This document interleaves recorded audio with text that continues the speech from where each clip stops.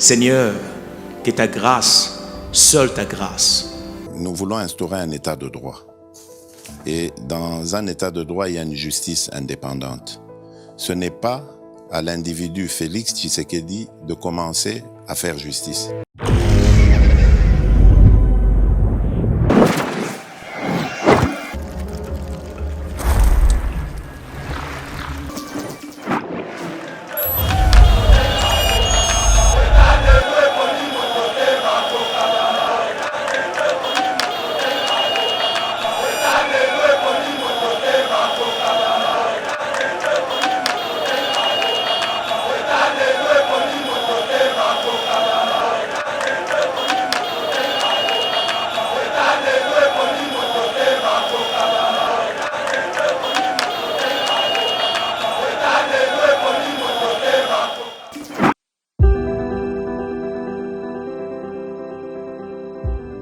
Olingi ou visiter Royaume-Uni, topé ofanda kana Royaume-Uni mais ozana posa ya ko voyager libanda.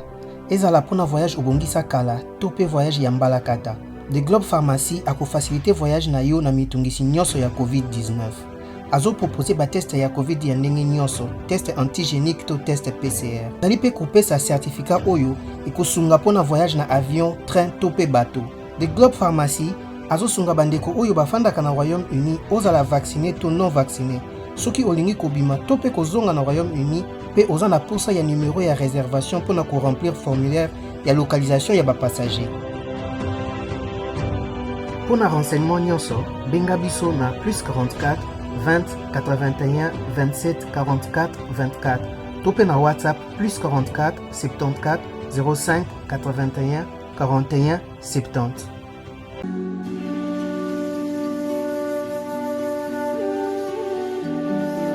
La lutte contre le réchauffement climatique, comment s'y prendre? Le réchauffement climatique contre lequel nous, la société DK Innovative, milite implique tous les impacts de la vie humaine. Nous, DK Innovative, avons mis en place un projet pour rapprocher l'agriculture de la protection de l'environnement et de l'écosystème. L'agroforesterie, pas d'agriculture sans reboisement, se situant au Congo central, s'étendant sur une surface de 900 hectares, par lesquels 530 hectares de forêt et 330 hectares de savane. Le concept est innovant car il agit sur 3 fronts à la fois, afin de permettre un développement rural mais surtout durable. Pour ce faire, la société DK Innovative et la fondation DK Innovatique, à travers ce concept, se sont engagés à planter en moyenne 180 hectares par an sur une période de 5 ans de plantes en combinaison, cacao, bananier, acacia, arachide, maïs et autres. Dans le souci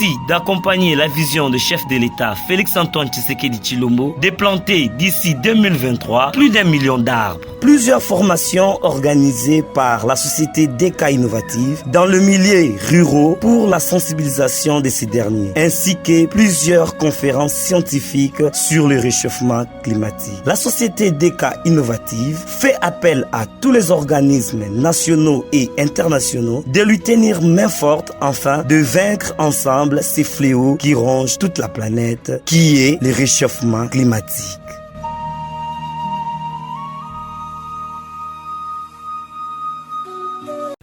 Bonjour mesdames et messieurs, bienvenue dans notre émission Éveil Patriotique, émission Autopé, c'est une information à l'économie scène politique, en tout cas, Sangoya Maoa, Congolais, Ebele, Bakoufi, na Kota Matadikibala, donc câble à haute tension et Katani, donc victime à Ebele. Jusque-là, on estime plus de 36 morts et plusieurs blessés. Oyo, vraiment, Kouta Nalikama, Natorobela Pelissousou.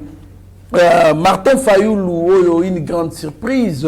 Martin Fayoulou a rendu hommage au 5e anniversaire des morts du fait Etienne Tshisekedi wa Mulumba. Tu rappelles sous réaction, il y a Arlette Odia, Oyo, Ponaye Alobi, qu'honorer Etienne Tshisekedi, c'est respecter son idéologie, sa vision aussi. Tshisekedi d'un côté, les mena, Koubakanga, opposant, d'un côté, les mena, violence, il y a droit de l'homme, mais d'un côté, les mena, détournement comme belé, mais quand on voit Ngoemulunda la Boloko, quand on voit Jacquina la Boloko, 12 militants de la Loucha, ça veut dire que En tout cas, la vision d'Étienne Tshisekedi n'est pas respectée. Tout le monde a Katia émission.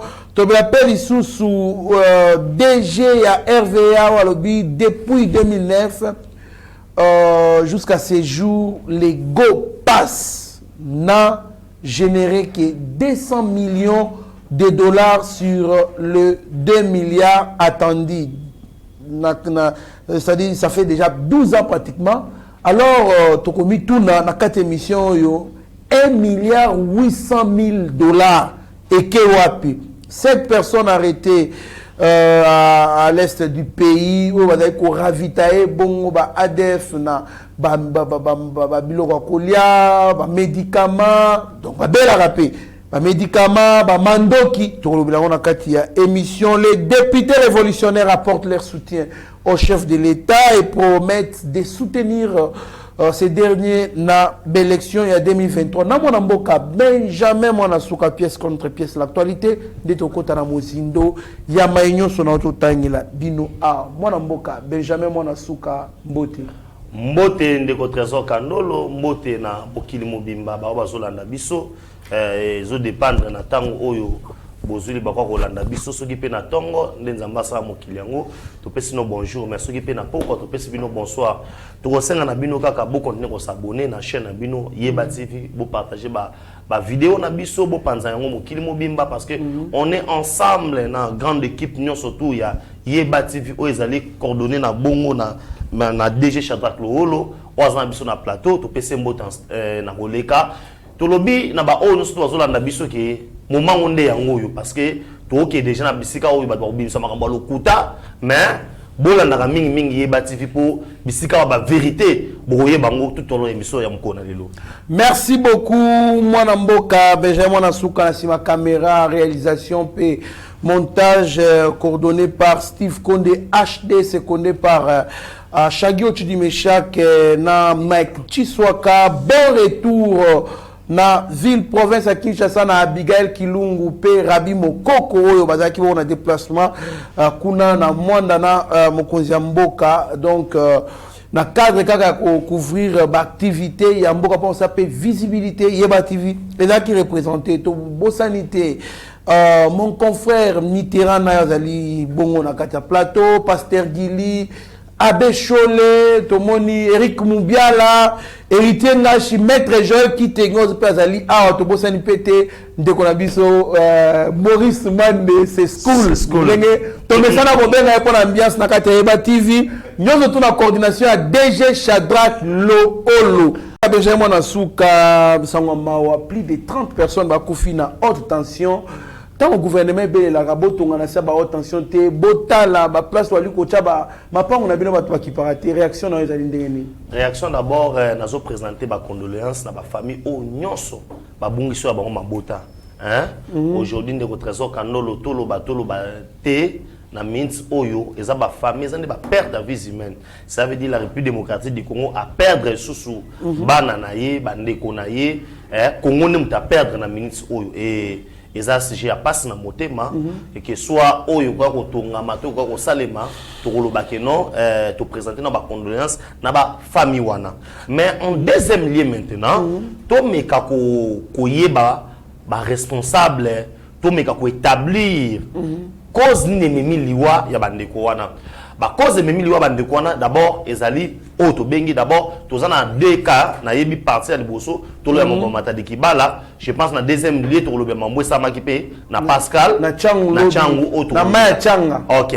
to banana na oyo ya matadi kibala nous savons bien les beki na matadi kibala marché oyo ezalaka o l'état tonga o esenga na ba kende kuteka na kati mais bateka ka libanda oui et singawana ya haute tension et bomi bat na kati ya marché te mais bomi bato batekaka libanda ya marché ça veut dire responsabilité comme partagée entre autres bato oyo bato simibe kwa l'état te pona koteka libanda à l'entretemps pe ezali pe faute ya l'état oyo il fallait exercer pression na ye ko kangaka bato wana ko zongisa bona kati ya wenze parce que so lelo bakangi mutu le roi azoteka libanda Ce qui l'État, ça qui marchait là, c'est autre chose.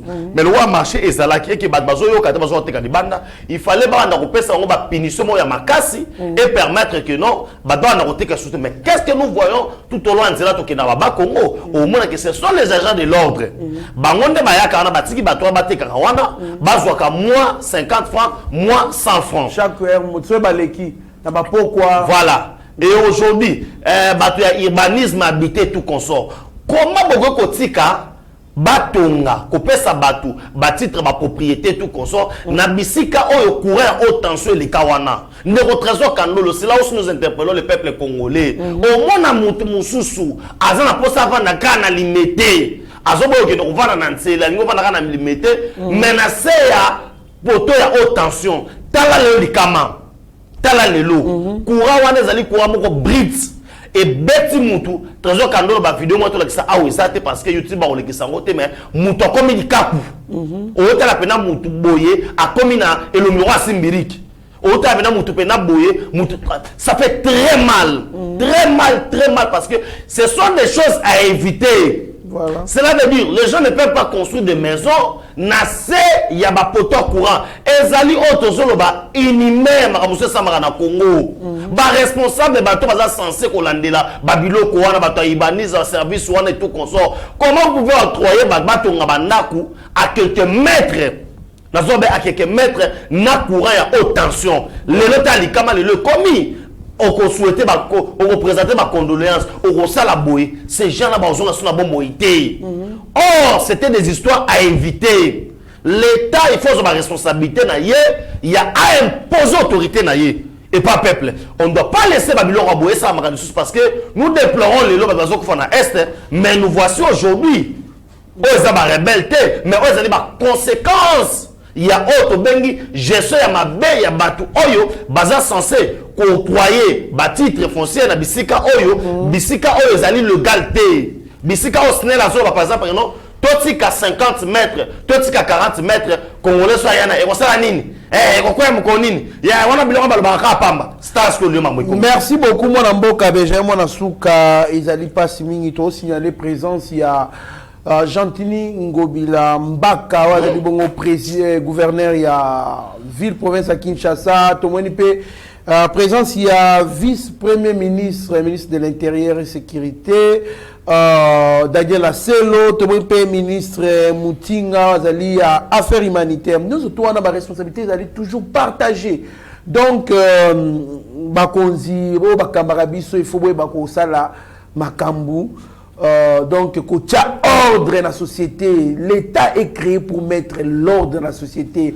Bota la bien idée à Jean-Jacques Rousseau quand dans le contrat social, voire même Thomas Hobbes dans le Léviathan. C'est-à-dire l'État a ordre mboka. Mais il y a aussi un problème mboka. Mais j'aimerais savoir mon attend ba ko ya benga na batuba o ba otela libana ba ko tanakati ba biso ke bilo bolingi to yiba.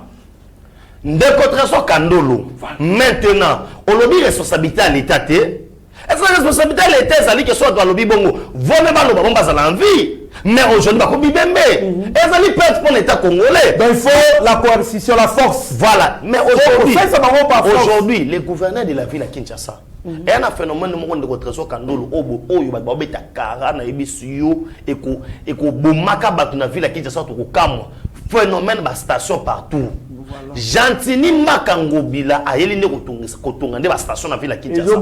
Na yebisi yo na bisika bazo tumba deno na ngambu koto ba osala ngulu mo na ngambo station. Ngambo station. Et le quoi na zolo bango med fois. Tozala kana yo to qui pas ministre Didier Boudimbo et tout consort. On peut pas octroyer auto bengi autorisation à mutasala nini. Ce qui est l'équipe na ba service ya auto bengi ministère wanate.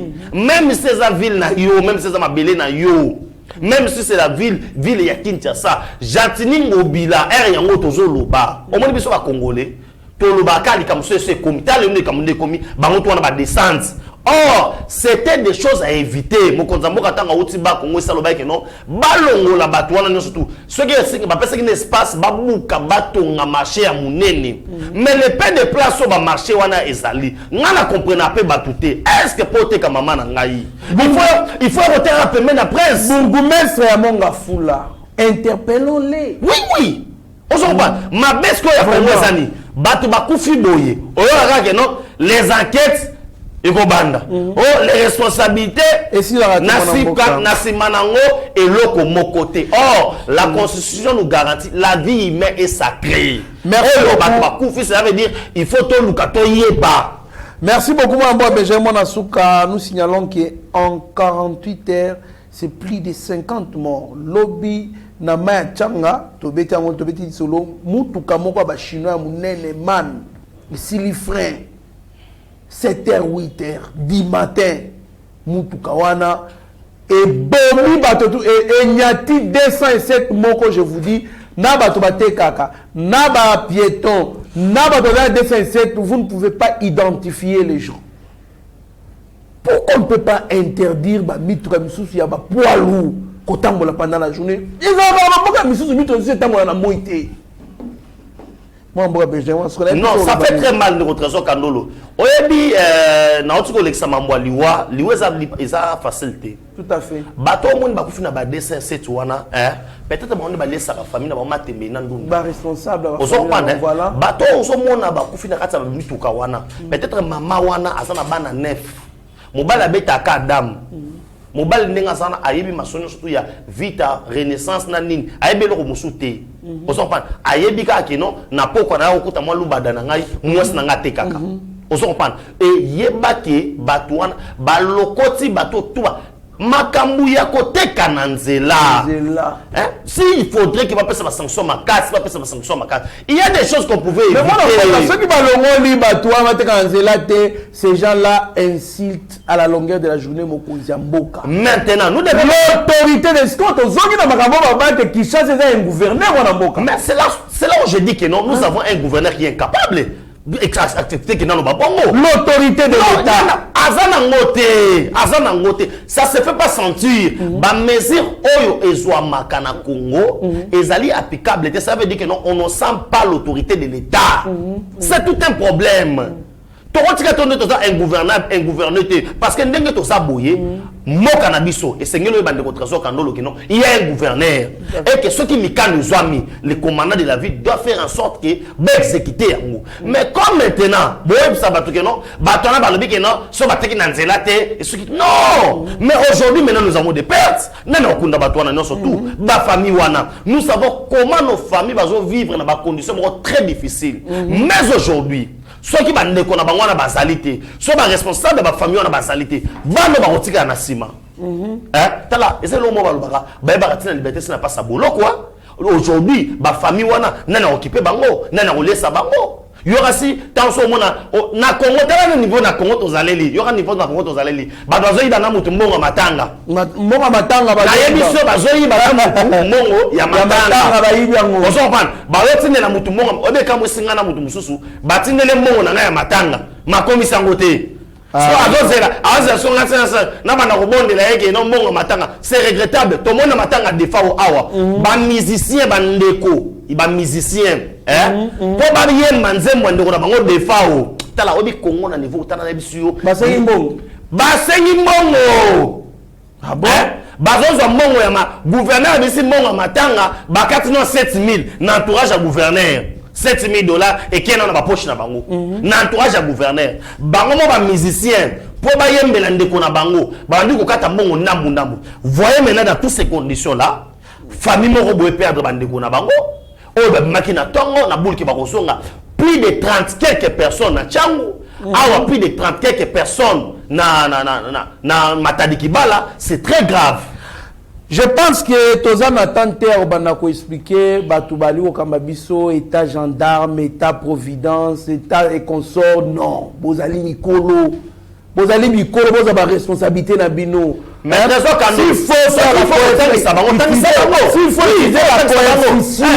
s'il faut utiliser la constitution pour n'accoucher ordre. La ville la province à Kinshasa pour sauvegarder l'espèce humaine.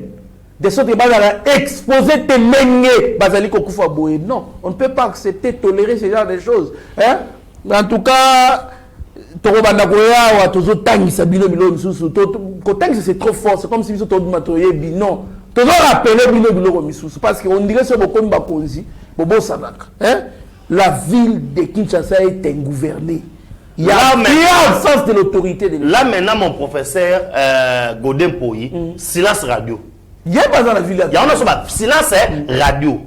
Or, il doit interpeller le gouverneur à la ville. Il faut interpeller le ministre intérieur à la ville, ministre environnement à la ville, ministre affaires foncières à la ville à Kinshasa. Il faut interpeller le bourgmestre. Ils n'allaient pas mais comment on a bango babimaka kata en positionnement soit il va destituer Ngobila nde basa dynamique nous soutenons Jatini Ngobila mais na makambo zo senga kolobela Godin Poyi nzamba ko juger un pasteur nzamba ko juger yo. Merci beaucoup le président de la République Félix Antoine Tshisekedi a pris avec considération et tristesse les drames survenus ce matin à Matadi-Kibala et qui a causé la mort de plusieurs compatriotes et fait de nombreux blessés.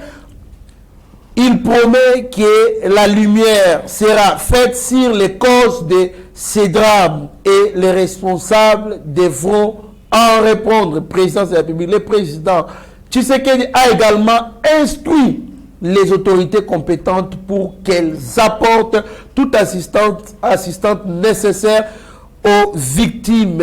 Tolingi mokonzi ya mboka na biso na mokonzi ya kopesa ba solution qui est beaucoup bosimisa mokonzi ya mboka ba touche ya boye ya koma mutu ya bazo apporter ne ba assistance. Non, tolingi mokonzi ya mboka tango alobaki déjà que azozwa kenkena na yo po asala makambo boye hors de contre la vie pour les Kinshasa et partout dans toutes les provinces. C'est comme ça qu'on honore votre chef. On honore pas votre chef na kosimisa ke ba touche bongo babe. On n'honore pas les chefs dans sa banderole. Voilà. Est-ce que nous avons besoin de Fatia a besoin de ces banderoles? Tout non. Jatini Ngobila soutient vision à chef de l'État. Botier banderole à Mounene. On n'en a pas besoin. Ils ont passé. Tous en ont besoin. Tous en ont pour ça soutenir vision Mokonzamboka. Et ils ont essayé de lire Moussala de Trésor Kandolo. Jatini Ngobila, tout ce qu'il est en train de faire dans la ville à Kinshasa. Naroye Bisayo. Et qu'on a la passe pour Fatia garder majorité dans la ville de Kinshasa avec ce que Jatini Ngobila a produit. Pourquoi nous parlons de Kinshasa? Kinshasa est un miroir ya Congo Mobimba. Tout à fait. C'est une capitale. Il y a un monde d'état même investisseurs. Plus de 13 millions d'habitants. Même ambassadeur, il y a un pays Moussoussou. Tant que nous avons président qui n'a pas plaidé qu'on a investisseur baya, il y a un ambassadeur à Barondeni. Toi ya wapi?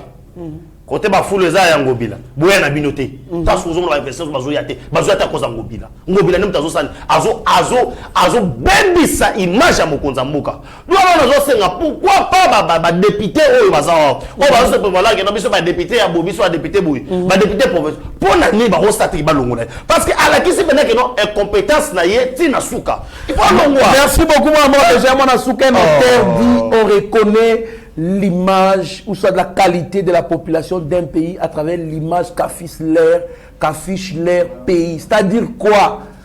On peut identifier si dans cet état la population est intelligente et instruite ou elle ne l'est pas. À travers seulement l'image, Kinshasa est un miroir à Congo. Donc, nous sommes contre Kinshasa qui est à l'aéroport. Beaucoup y a bourrique. Oui, améliorons notre ville. Tout ça ordre. Quand nous sommes à l'aéroport, nous sommes bandits. À partir de Arema Tambawana, nous sommes désordre, saleté. Et ça passe. Moi, en Boka, tu as dit que émission quand on parle de ça.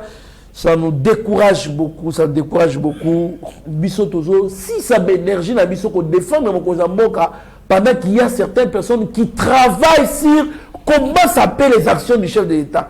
Comment ça action du chef de l'État. Et c'est pendant nous, dans le quartier, on nous taquine. Et l'on va essayer de battre, tout le bénéfice, on défend, mais il y a des gens, à tout moment qu'ils voudront.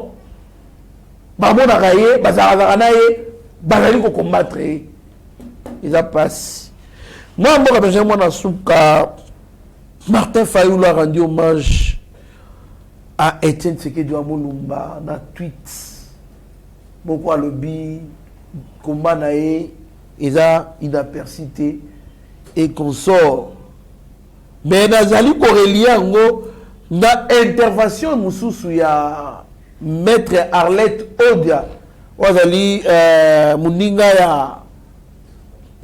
na ajouté muninga ya musala ya maître Joël Kitenge alobi honorer Etienne Tshisekedi wa Mulumba, c'est d'abord respecter son idéologie et sa vision. C'était quelqu'un qui n'acceptait pas que bakanga ba prisonnier ba opposant bakanga ba mais aujourd'hui nous avons Jakinda na Boloko, on a Ngwemu na Boloko, 12 militants de la louche na Boloko. Vision d'aller respecter, inutile de l'honorer. Maître Arlette Odia, réaction à mon Martin Fall puis Arlette Odia. Merci beaucoup. Ça fait les lots 5 ans jour pour jour. Les B50 Mukonga Nzoko, héros national, était ce que doit Mulumba. Atika Bisso, moi je pense d'autres gens doivent se taire. Hein? Martin Fayulu Soki a reconnaître ce que doit Mulumba. La grandeur naïe. L'aurait à Tamukolomo a s'incliner devant Tom naïe. À Sala Yangote. Donc maintenant, c'est pour la première fois, juste dans. Bana 2019, c'est la première fois à se prononcer. À se prononcer à l'Obélaïa. C'est pas se racheter ça. Non, il a compris que Nazari n'a pas erreur grave. Or, aujourd'hui, nous voyons la vision. Oyo, Félix Tshisekedi Tshilombo, le président de la République, à Sanango, et Zali incarnation autobé, il y a papa naïe. Aujourd'hui, se dire quoi accepter combat, quoi accepter lutte, quoi accepter l'idéologie de ce que doit Mulumba, ko boya Félix à tout ce qui de Tshilombo et alors là ozo linge loko pe ozo boya yango et en a sens moroté parce que Fachi a concrétiser vision oyo ya Mokonza Mboka. Si Fayulu se reconnaissait à ce que doit Mulumba, il allait venir pour prêter main forte à son frère Félix à tout ce qui de Tshilombo parce que tout ce que Fayulu revendiquait pour dire que non, ce qu'il est là, à Kaboualina Kabila, Salibouya, Fachi l'a fait, mais tout ce que nous Fayulu ko soutenir, nous comprenons que non, Abana Rosa la lit ou Ezaya Liboumou. C'est quelqu'un où. Et puis, Nana Mabete na Baxo, Mai Namnoko. Soki, il s'est dit qu'il est fils idéologique qui a été tiré dans Mulumba. Donc, Bazali et Longo, fils. Yena Fachi. Voilà. Tellement au Fachi à l'obaka kosala comme président. Dans Oya Zolobaka kosala comme président. Et outi et pas ya tata na bango moko. C'est que il faut pas s'angana, basa le longo. Voilà. La preuve en est que Balobaki Balobi la patience sur la longueur du temps, tout le baka makambu dans l'avenir européen sabiso raison. L'avenir aujourd'hui nous a donné raison que non. Martin Fayulu n'est que auto bengi nani idéologie na Ezaya Joseph Kabila Kabangi. Donc Tarzan zapena muta Joseph Kabila. Tarzan pena zali pena auto baka non mai pire il y a Joseph Kabila Kabange, la preuve à nous que non, il n'a jamais critiqué Joseph Kabila Kabange.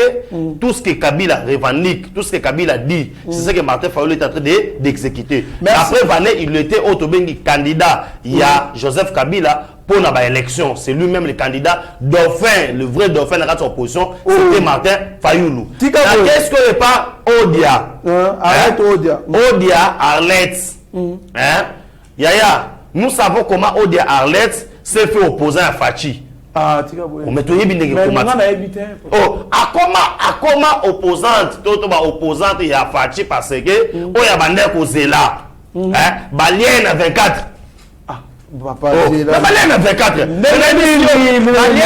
24, c'est quoi yo? Oh y a bandé causé. Non voilà mutumo wa bige non, sala bo ba ko peso bombo. Mais non on va peso bombo te. Et total que non, balien yo. Ce que balien yo à notre état bombo pe bala kaki yo ba pesi yo te. Ah, ce qu'on a mis ça on terrain no pot sanga na boina na problème pas. Et nous expliquer au milieu que aujourd'hui ça loko là tolia bon yo so biloko yo obimanango libanda to kabola.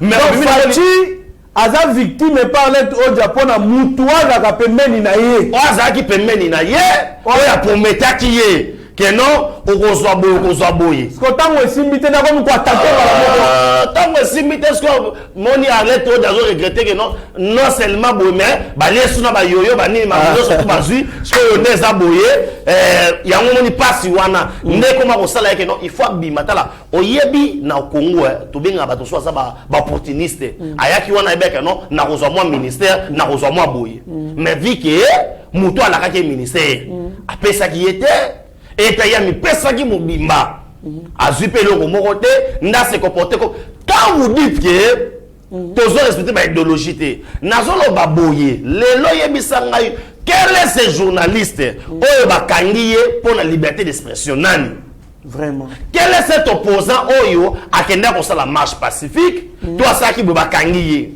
quel est cet opposant par rapport à la déclaration politique quand on a arrêté le genre c'est par rapport à incitation à la haine déjà que non il y a quoi attaquer la personne ya chef de l'état mutalos excité batu babimana balabala basimba ta suma ndoki boma muluba salabwe est-ce que Arlette Odia il peut comparer maintenant 18 ans à Kabila où il a soutenir les lots pour Arlette Odia kenda kinga kati akutana na Kabila on makenda ko akendaka pour baronde baza lettre de ne baza boye baza batu moko boye baza stabilité na politique alanda dans so koto estimité na diembela ta koto ya o yo mo tatangi te ata bato katumbi kwa bike no mobo katumbi le bela yo nini mo ndoko ko za te o ba bitini Salomon ba bi no viwana nani vela so mi mabasaki wana nani viwana mi mabasaki wana nani Olivier Kamitat voilà Salomon c'est Kamitat Bena na sagi wana peut-être comme c'est mais responsable quand même dans ce pays responsable le président assemblée nationale motoki na ye ministre plan bakongo balobi ku basadi langu badilanga kusadi langa na ye kubenda saki ceux qui batini ce que est-ce pas nani et pas Moïse Katumbi bu babengi Salomon ce que wasko vazo benda saki boy wasko Salomon tuni mais saki o ezane na kangaki yango tete ezakande o kangaki yango c'est pour vous dire que non ce sont des Arlette Odia baza bato yo na ko Holanda te lelo parce que Marambozo ba ezana sens té azali juriste et tout consort il peut pas me prouver qu'on ça que non aujourd'hui l'état des droits na tango ya Kabila ezana ndenge mo na tango ya Tshisekedi très bien amélioration ça ya makasi et nous n'avons pas des prisonniers politiques na mboka na biso nani bazate nani kasite merci beaucoup bazate na mboka Benjamin Nasuka merci beaucoup landa mutalegi yoyo biso na mboka Benjamin Nasuka d'après les DG de la RVA depuis 2009 à ce jour les GOPAS n'a généré que 200 millions de dollars sur les 2 milliards attendus 12 ans déjà moi na mboka Dali Komituna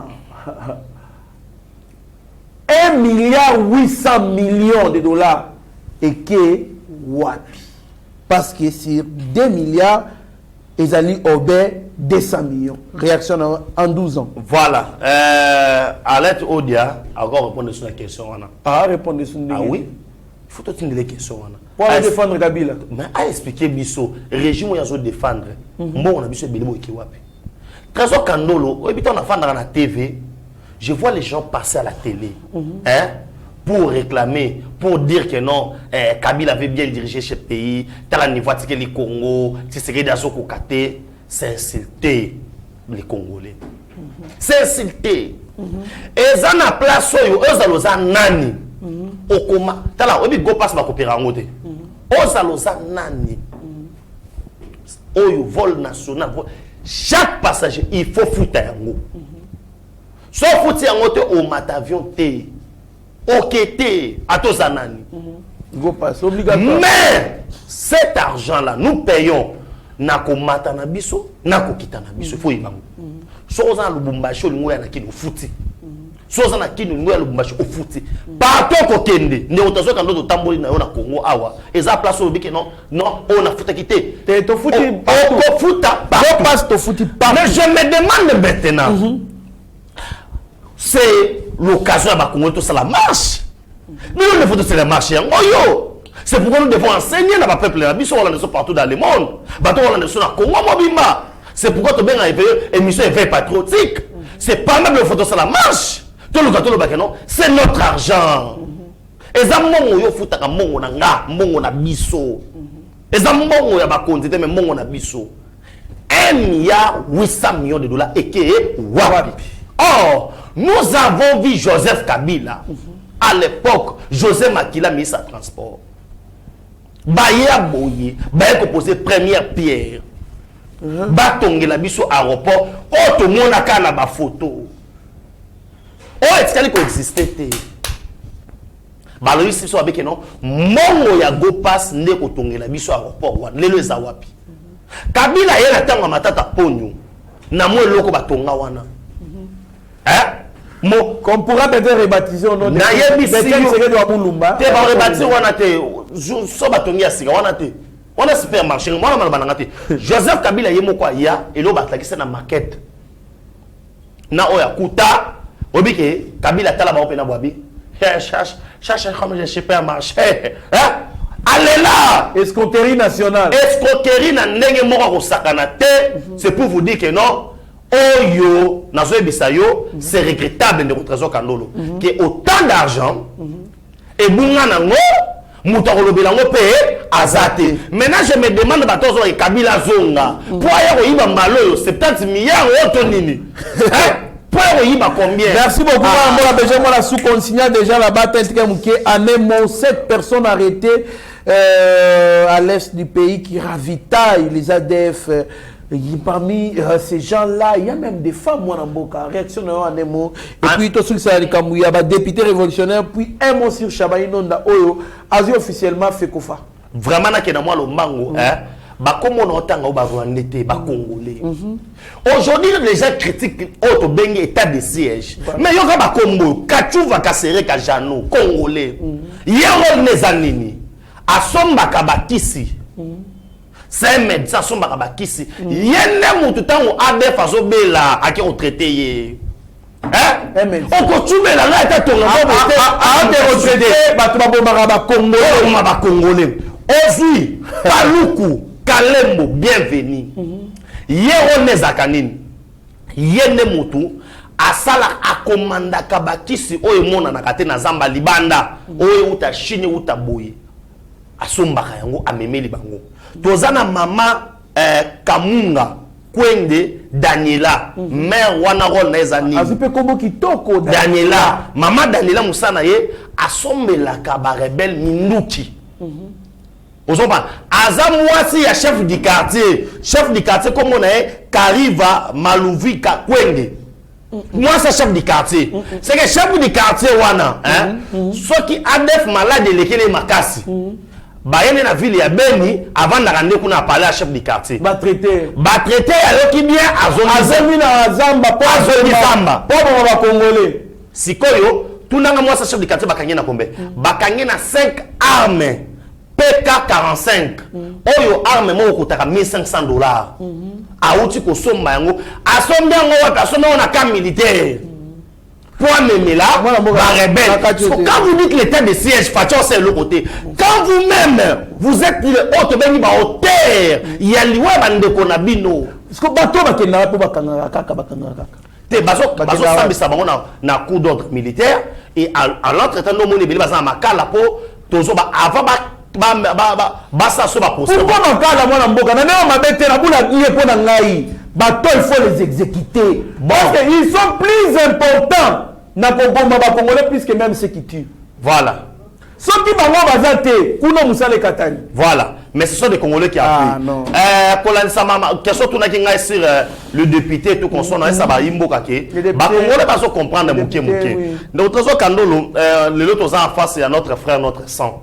Les Congolais comprennent que non bato boka ngunda bato bayaka na Congo na développé bangunda tokokoka ko soutenir bango te non parce que il y a voilà 20 oyo yaki na Assemblée nationale ezaya ko pesa bato ba mbongo pour ba décider na mokonza mboka et les Congolais ont compris que non toi na temps wana te parce que aujourd'hui perdre Félix Tshilombo Congo sont à 50 ans en arrière. Bien n'engé ba safu ba nani ba komi ko comprendre ba comprendre que non o ezali makambuya ba révolutionnaire ba bi na 2023 opesa mokonza mboka majorité ya ba député Voilà, ça veut dire auto on a besoin. Daniel Safunakati. Yango wana non ngai ba député on a musuwa za madiemba. Ba sali loko mokote to beta na bango na législatif wana. Merci beaucoup mwana mboka Chabani Nonda président ya Fekofa.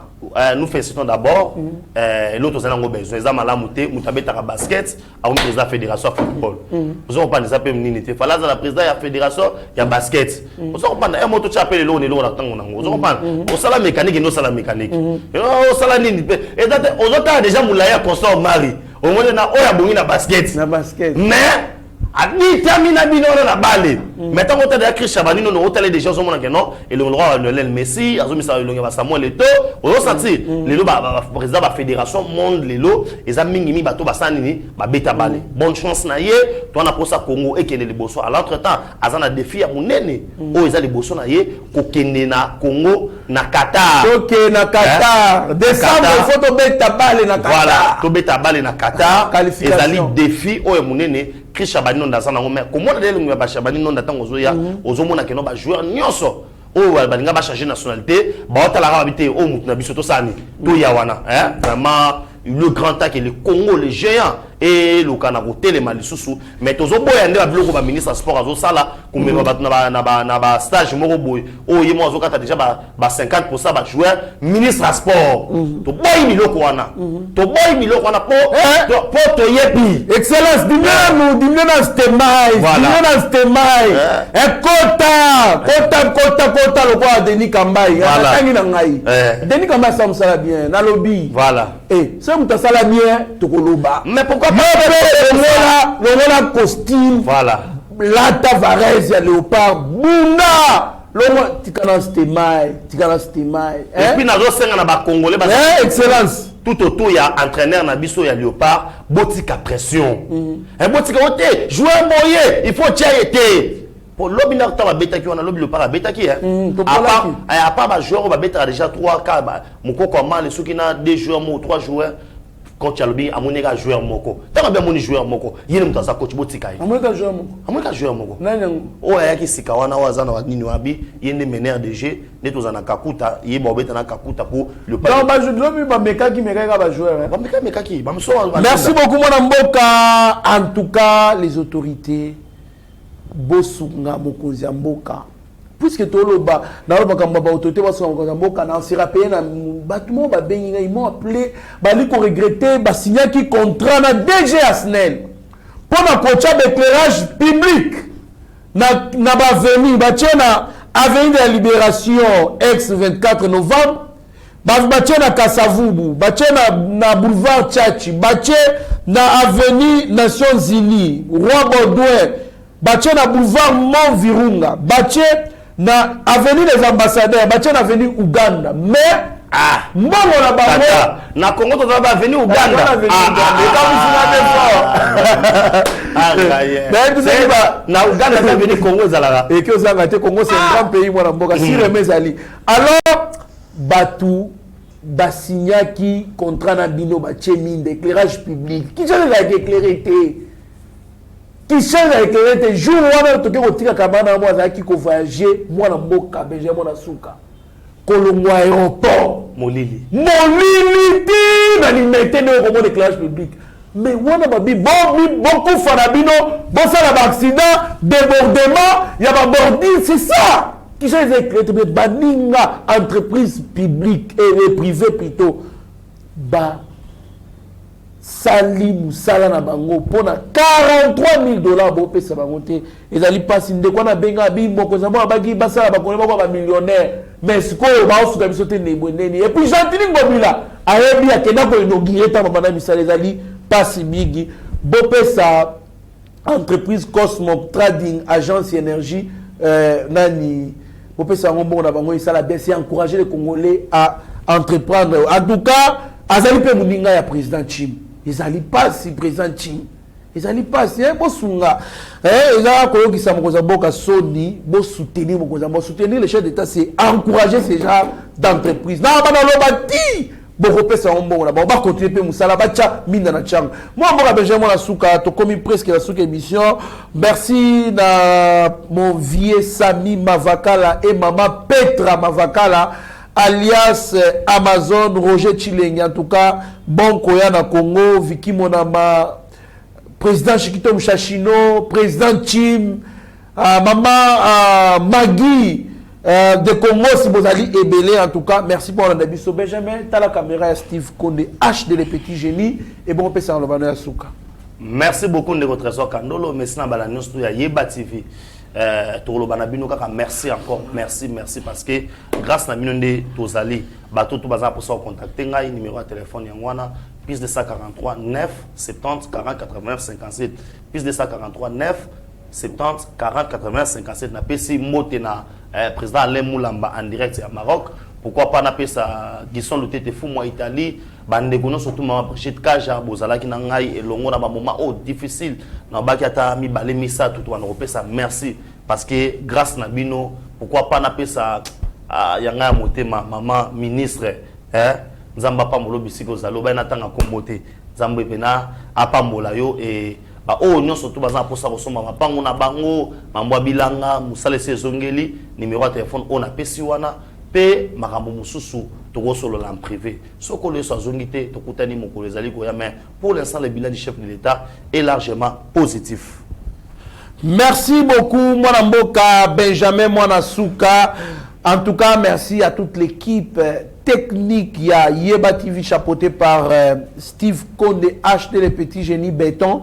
Mike Chiswaka, Shagio Chudimeshak, les Oe, pourquoi pas Rabi Mokoko, accompagné par Eric Moubiala. Merci.